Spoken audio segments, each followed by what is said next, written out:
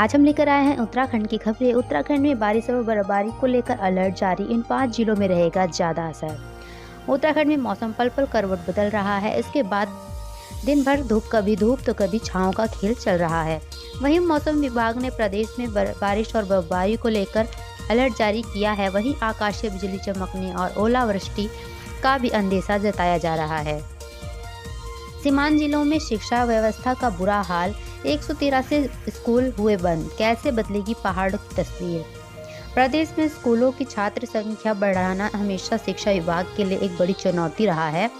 वहीं बेहद कम छात्र संख्या वाले स्कूल अब शिक्षा विभाग के लिए बोझ हो गए हैं। जिन विद्यालयों में बच्चों की संख्या कम हो रही है, ऐसे स्कूलों को बंद करने की प्रक्रिया शुरू हो जाती है, जिस कारण पिथौरागढ़ में 183 स्कूल बंद कर दिए गए हैं। रामझूला पुल पर चलना भी हुआ मुश्किल। जर्जर हुई प्लेट्स। दोपहिया वाहनों की आवाजाही पर लगी रोक। ऋषिकेश में रामझूला पुल अब जर्जर स्थिति में है। आलम यह है कि पुल पर बड़ी बड़ी दरारें आ गई हैं। साथ ही मरम्मत के अभाव में पुल के अन्य हिस्से भी जवाब देने लगे हैं, जिससे राहगीरों की सुरक्षा को लेकर खतरा बढ़ गया है। दिव्यांग किशोरी को बनाया हवस का शिकार। रेप के बाद हुई गर्भवती। पुलिस ने किया मुकदमा दर्ज। चौरास में अल्टो से टकराई यूट्यूबर की तेज रफ्तार KTM। गंभीर हालत में हायर सेंटर रेफर। चौरास क्षेत्र में 2 सड़क दुर्घटनाओं में 5 लोग घायल हो गए हैं। इनमें से 4 लोग जोखिम के हैं। एक घायल युवक कर्णप्रयाग का रहने वाला है, जिसकी हालत गंभीर देखकर उसे हायर सेंटर रेफर किया गया है। घायल युवक का नाम अंशुल अग्रवाल है, जो यूट्यूबर है।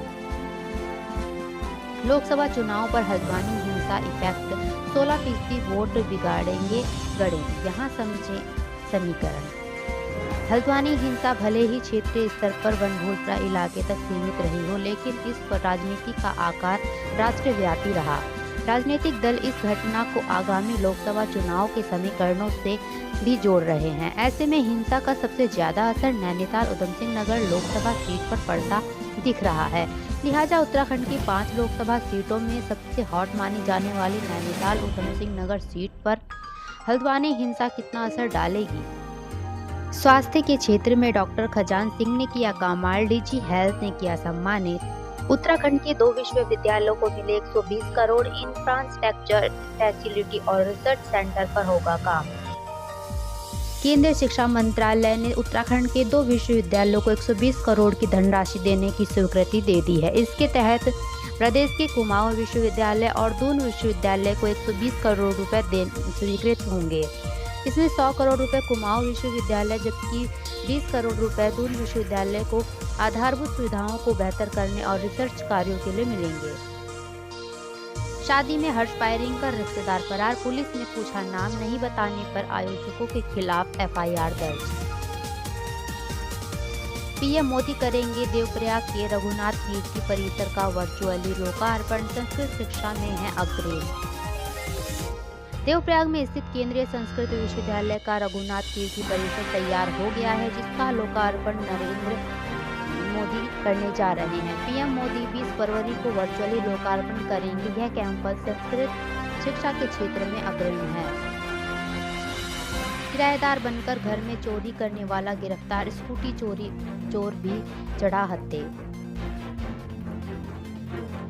देश विदेश में महकने के लिए तैयार दून की लीची। कृषि विज्ञान केंद्र तैयार कर रहा उन्नत किस्म के पौधे। देहरादून में जमीन खरीदने के नाम पर करोड़ों की धोखाधड़ी। 13 आरोपियों के खिलाफ केस दर्ज। सुरंग निर्माण ब्लास्ट से घरों में पड़ी दरारें। कांग्रेस ने उठाई सुरक्षा की मांग। प्रशासन के खिलाफ दिया धरना। रुद्रप्रयाग में बद्रीनाथ हाईवे को केदारनाथ हाईवे से जोड़ने वाली सुरंग में ब्लास्ट के कारण आवासीय भवनों को नुकसान पहुंचने लगा है। कई घरों की दीवारों पर दरारें आ गई हैं।